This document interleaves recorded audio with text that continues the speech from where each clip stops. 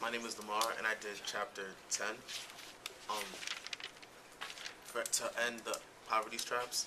And it was pretty much generally between 2 points. It was put between education and like economics.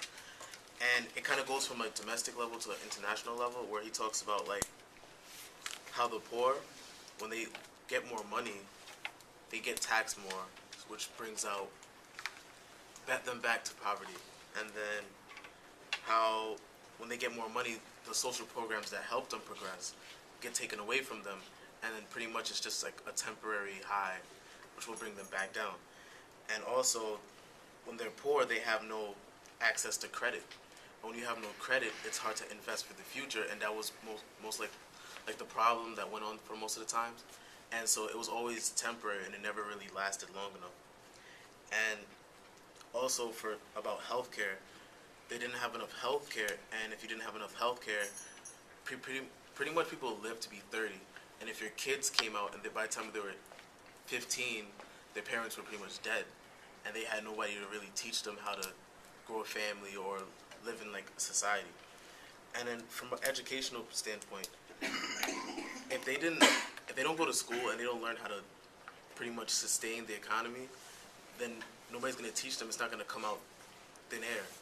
And then he was talking about how the way to stop all of it is pretty much aid agencies, and how they kind of profit from it, but it's pretty much they have to give like all the resources to the country that they need, and they can't just give a fraction, because a fraction only pretty much temporarily helps it, and then it's just pretty much a bomb waiting to blow up.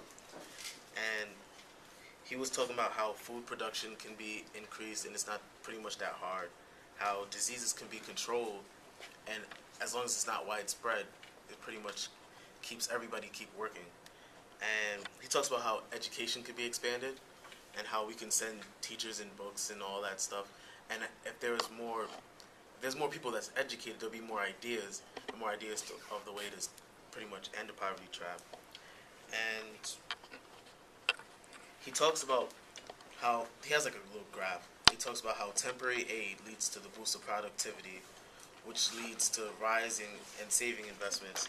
And that was pretty much what he was talking about the whole time, was investing, because he wasn't really talking about the right now, because the right now was not really what's important, because that solution can always be there, but he was pretty much talking about the future. Okay.